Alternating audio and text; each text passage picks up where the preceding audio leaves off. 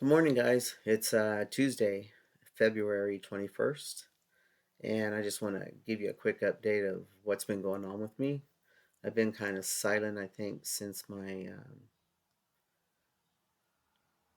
pump replacement surgery. I'm not sure if I've been on here because I've been things have been happening. So, anyway, I uh, I had an issue with the surgery. So the pump part that goes into the scrotum came out of the scrotum and was sitting right at the base of my shaft, my penis. And every time I'd sit down, it would pump some liquid into my penis. And then it was hurting my pelvic bone. And I finally had to ask the doctor in the pre-op, am I supposed to be semi-hard all the time? And she said, well, just after surgery you're hard, but it's not. It's just because of swelling, not because of the pump. I said, this pump is laying right at the base of my penis. And she goes, let's make an appointment. So I went and saw her, and she goes, yep, it's came out of the scrotum. And I told her my theory, of course. I told her I think my scrotum was molded to that other pump that had the cylinder, the two buttons on the side, like I showed you. And it just slipped through. It was too large opening. And she goes, I think you're right. So she set a surgery date. It was yesterday. And also she rechecked the tube for the fluid in the penis and repositioned that, and it feels a lot better. So I know I complained about the pain last time because I've never felt such pain after a gender surgery, and I can tell you this morning that I'm in no pain whatsoever. In fact, I'm not even really swollen, which is thankful. I'm so thankful because I've been in pain because that thing area was so tender, and I couldn't really function that well. So I mean everyday functioning. So anyway, had the surgery yesterday. Today, felt it. Everything feels good. So I'm on my way to healing. I've crashed myself from my carnivore diet off and on during football season. Gave myself days thinking I could revive from it and start over and keep going. And I did each time, but I never really got my inflammation back down the way it was back in October before all the surgeries. But I'm still a little swollen here. I'm still, you can see my face, but these are allergy swellings. This is not because I've been strict on my diet for now for 7 days, and I could really feel a difference. So when I do videos, if you see these two veins here, then more than likely I'm not real swollen. If you don't see veins in my neck and I'm look like a football player, then my body's full of inflammation, and it could either be from my diet, the way I ate, or I'm going through Hashimoto's syndrome or fatigue, whatever you want to call it. My thyroid, Hashimoto's, comes and goes. It goes dormant and then it'll be active again, and they can't control that. So I'll go through being really fatigued. I'll have headaches. I fall asleep no matter what I'm doing. If I'm still for any long period of time, I have fallen asleep behind the wheel. Almost fallen asleep behind the wheel one time. Didn't know I was going out. So that'll last a couple weeks, and I get really inflamed, and then I go through the mental part all over again. So it's a cycle for me. But I understand it now. Before I didn't. So, but my face and my swelling that I have in my body right here, and my sinuses, that's allergies. We are in the middle of almond fields, and they're blooming. And I had it really bad probably a week ago with my sinuses, and it looked like I was getting a cold. Sounded like I was. I was sneezing. I was blowing my nose. I had headaches, and but I knew I wasn't sick. I knew it wasn't in my chest. I knew I wasn't sick. So I changed allergy medications from Claritin to Zyrtec, and the headaches went away, and I started getting better. But I just came from outside today, and the blooms are in full force. So the bees are all over the place, pollinating, And so I knew when I came in, I'd be this way. Yes, I took my allergy medication too. But anyway, so kind of been battling that up and down. It's not about weight, it's about health for me. But in the back of my mind, because I am about 50 pounds overweight, uh, I want to lose weight, but I don't want it to be the main focus. Uh, Tony and I are going to buy some free weights. We already bought a little gym thing that you can do pull ups and chin dips and uh, leg raises and all that stuff on. And we got it mainly to stretch our shoulders because we both have had shoulder surgeries. And so I do that. My right shoulder, left shoulder is still, there's times where it really hurts, but Tony reminds me they took part of my clavicle bone out. So I have a little more pain on that side than I did the other. Uh, so yeah, so trying to get that together. We just had major work done around here. We had 6 eucalyptus trees taken down, and so we had crews here for about 4 days. And then some guy came around, asked what I was going to do with the eucalyptus wood because I told him I wanted to keep it, and I said not for myself. I knew there was people who wanted some wood. I said, well, you can have some, and he came and he hauled off about 6 truckloads of wood. And he says, now I got to buy a splitter because I gave him all the huge things. And there's some of them that were 3 feet wide. Um, so we had a lot of people here, a lot of things happening. And it looks a lot better, though. A lot better. And yeah, I've just been kind of busy in that, kind of processing life. I always am thankful, and I do call my journey a special journey because I asked myself the other day, would I want to start all over again and be born male and be in the right body? And I think, of course I would.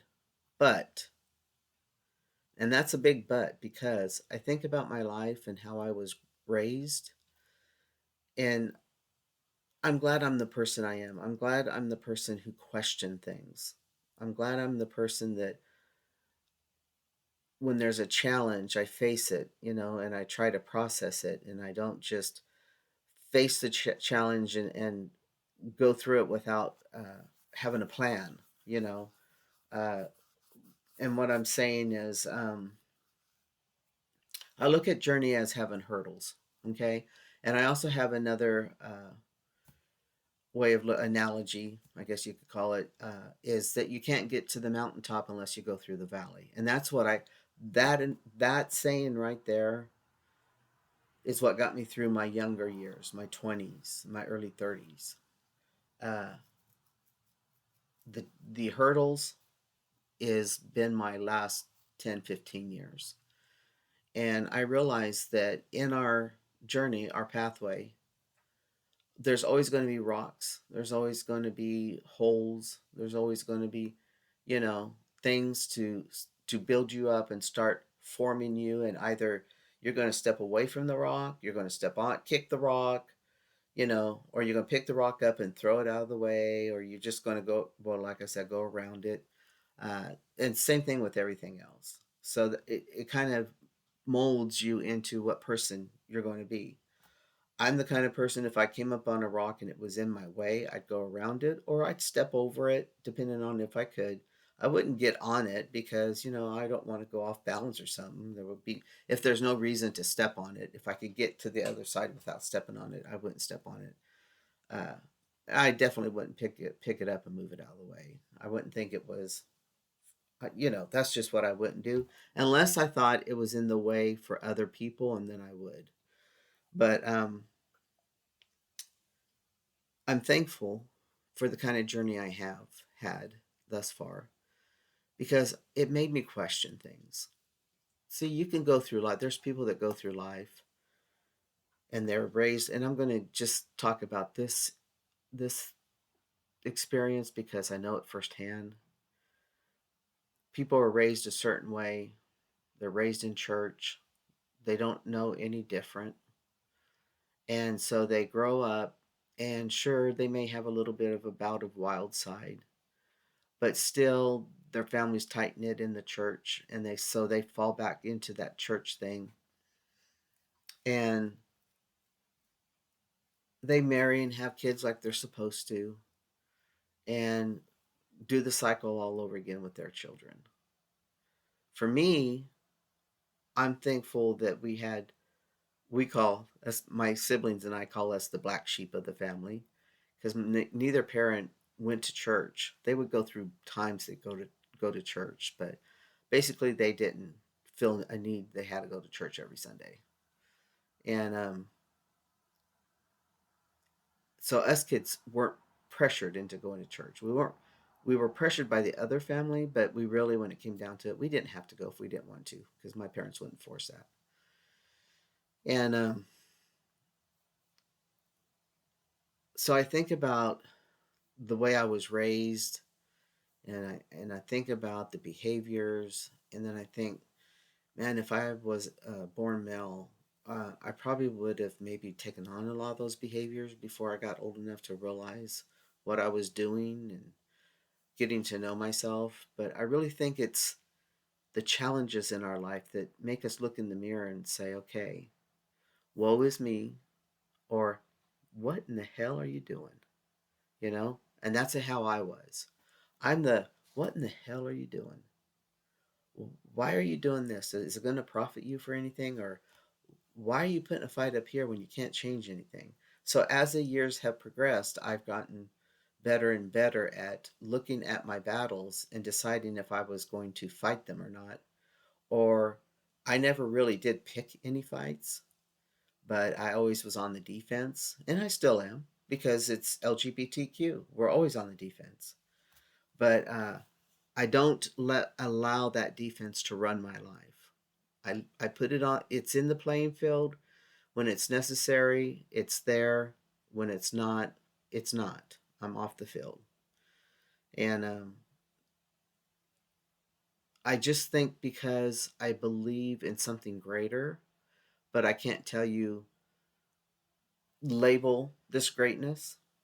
I'm not even going to try to label it, but I know it's a higher power and it's divine, because I feel it when I've had to turn into myself, when I had no one to talk to through all the pains that I had, all the questions I had, not why me, Lord, but why do I feel this way? I didn't understand it. Uh, when I first found out that I wasn't a boy was really when I saw my cousin, who's 10 months younger than I am, pee off of a tree branch.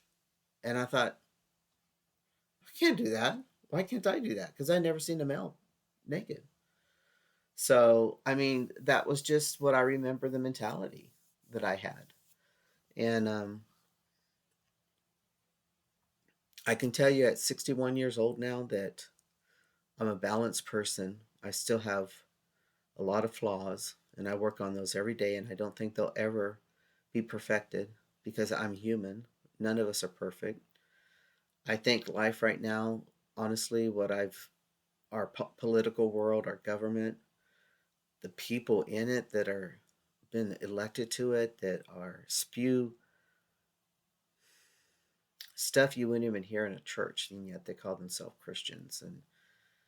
And I just I have to let that all go, because you know what? If the divine is in me and got a hold of me and helps me, it definitely is for everybody. We all have the divine, that inner voice in us.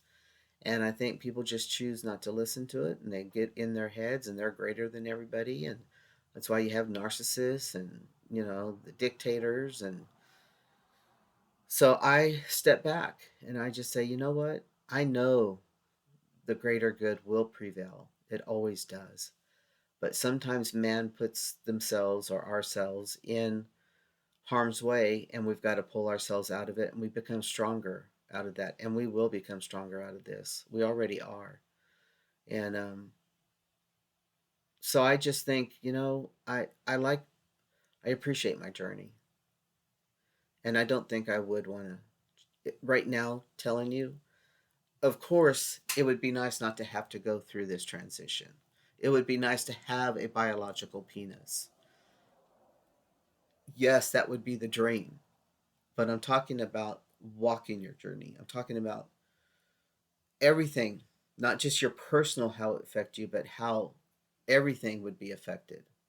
And to be honest with you, for me, I would not change a thing because I honestly feel the challenges I met in my life, as painful as they were, as devastating as they were, it has molded and made me a better person today. And for that, I am thankful for my journey. And if we can just look at things that way, there are people who are chronically depressed because they will never want to get better. No matter how many tools they have at their beck and call, they want to feel sorry for themselves. But there are people who are truly struggling out there that want a better life. And you have to ask yourself, what are you willing to do for that better life? Are you willing to go outside of your comfort zone? And let's say, example, go talk to a counselor, go see a psychologist, and really be honest with them and talk to them and ask them for help and go along with them and their recommendations try? Or are you someone who says, you don't say this, but basically you're comfortable feeling sorry for yourself and always needy? And there are needy people. There's takers and there's givers. That's the way I look at life. I am a giver.